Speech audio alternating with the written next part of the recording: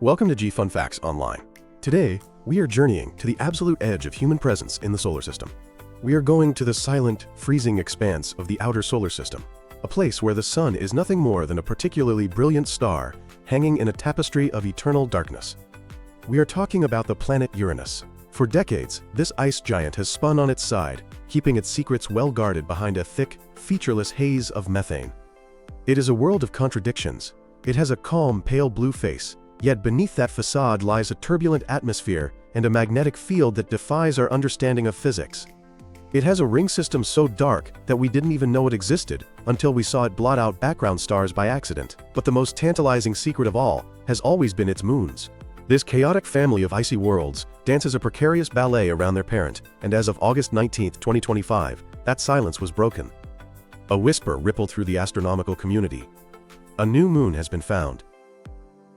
Designated S/2025 U1, this tiny world is not just another rock in the sky, it is a ghost.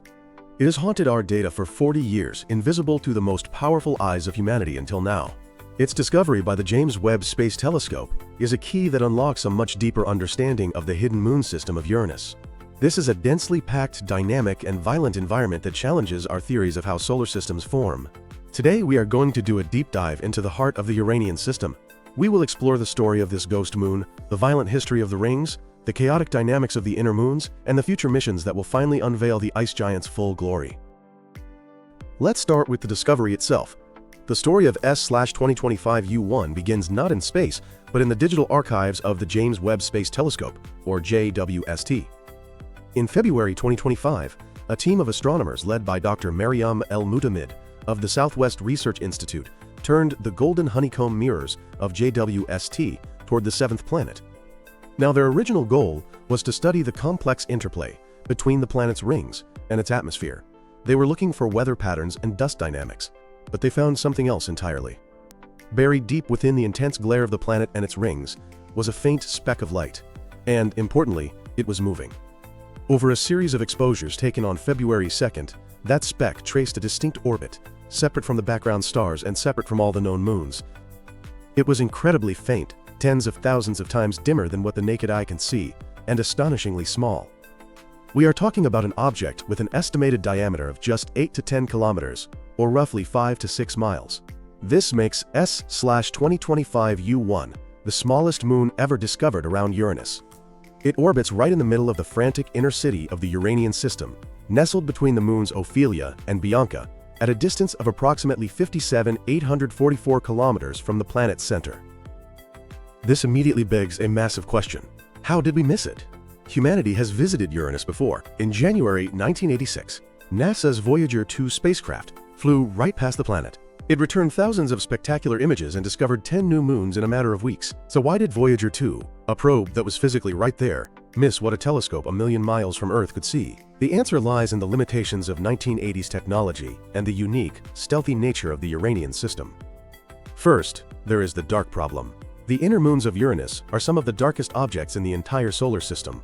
They are covered in a carbon-rich material, possibly radiation-processed organics, that makes them blacker than fresh asphalt.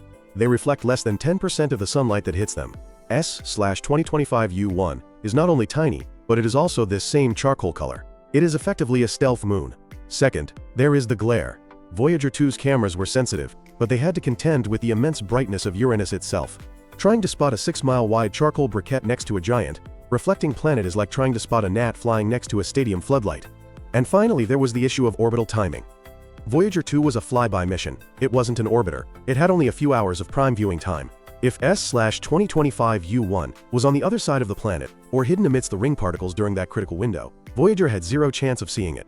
It took the infrared sensitivity of JWST to pierce that veil. Unlike Voyager's optical cameras, JWST sees in heat. Even a cold, dark rock emits a faint thermal signature or reflects infrared light differently than the background. The NIRCam instrument on JWST was able to suppress the glare of Uranus just enough to reveal this tiny companion. To really understand why a 6-mile-wide rock matters, we have to place it in the context of the whole family. The moon system of Uranus is unlike any other. Jupiter has its Galilean kings, and Saturn has the majestic Titan. But Uranus possesses a system that is arguably more complex, more compact, and significantly more violent. The 29 known moons are divided into 3 distinct classes. First, you have the major moons, often called the Shakespearean Five. These are the worlds first spotted by astronomers like William Herschel. They are massive enough to be spherical. You have Miranda, the Frankenstein moon, looking like it was smashed apart and haphazardly reassembled with 20-kilometer-high ice cliffs. You have Ariel, the brightest and potentially most active, crisscrossed with canyons that suggest ice volcanoes. There is Umbriel, the dark, brooding observer covered in craters.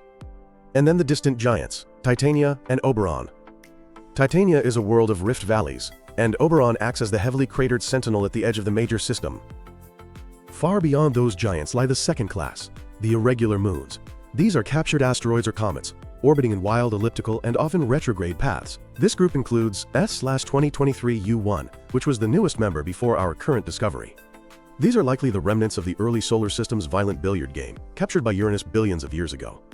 But then we have the third class, the inner moons, also known as the Portia group and friends. This is where S/2025 U1 lives, and this is the most chaotic place in the system. This region, inside the orbit of the moon Miranda, is packed with small, dark, potato-shaped moons. There are 14 of them packed so closely together that if you stood on the surface of one, the others wouldn't look like stars.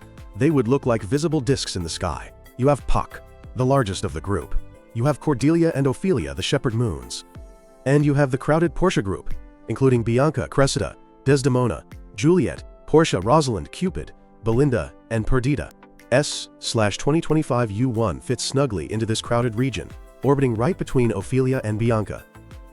This positioning is crucial because it connects directly to the rings of Uranus. Unlike Saturn's broad, bright sheets of light, the rings of Uranus are narrow, dark ribbons of dust and boulders.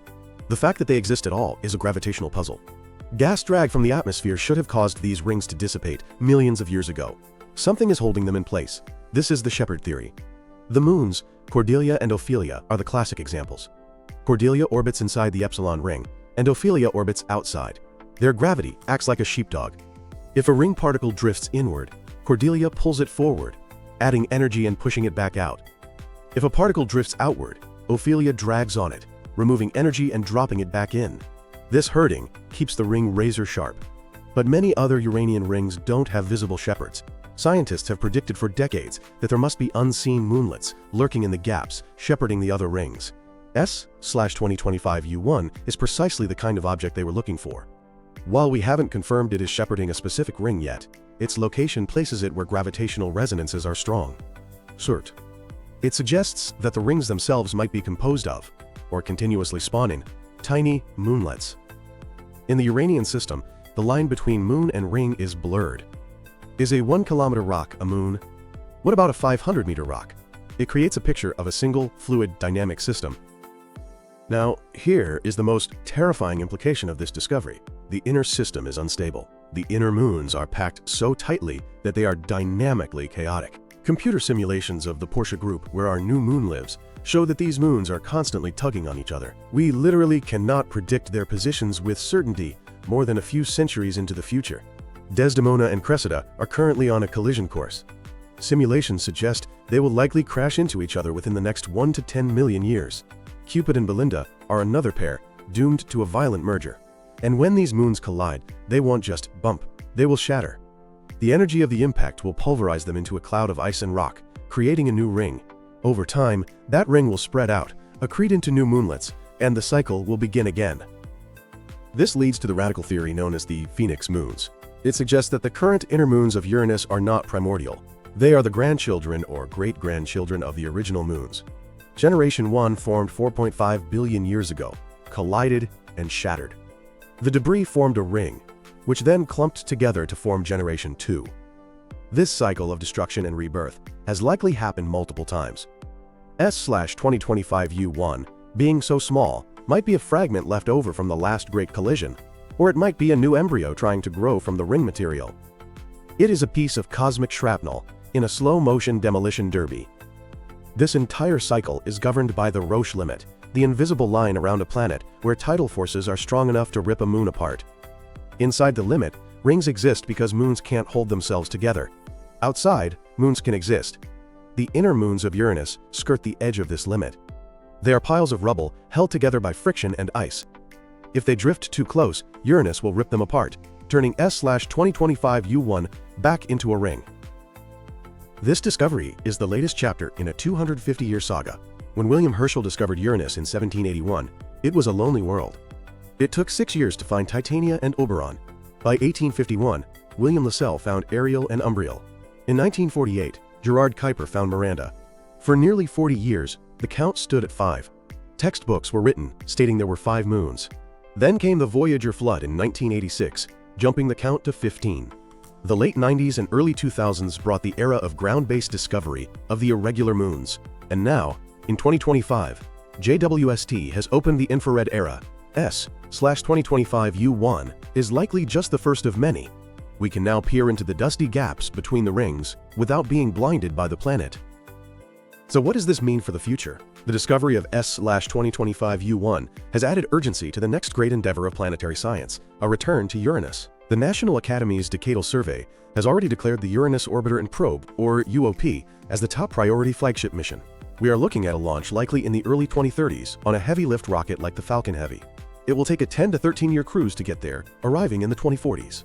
The mission will drop a probe directly into the atmosphere and then spend years touring the system. The discovery of S/2025 U1 changes the mission profile. Mission planners now have a new target, but also a new hazard. The inner system is more crowded than we thought, and planners must account for invisible debris field near S/2025 U1 to keep the orbiter safe. But scientifically, it is a goldmine. The orbiter will likely perform close flybys to determine if these inner moons are solid ice or porous rubble piles. And NASA isn't alone. China has announced the TIANWEN-4 mission, slated for launch around 2030. It is a dual mission where a sub-probe will separate and continue on a long, lonely journey to Uranus for a flyby around 2045. The European Space Agency is also looking outward with their Voyage 2050 plan. The 2040s are shaping up to be the golden age of ice giant science. When we arrive, S/2025 U1 will be waiting. In conclusion, S/2025 U1 is a small rock, barely larger than a city. It will never support life. It has no atmosphere, but its discovery is profound.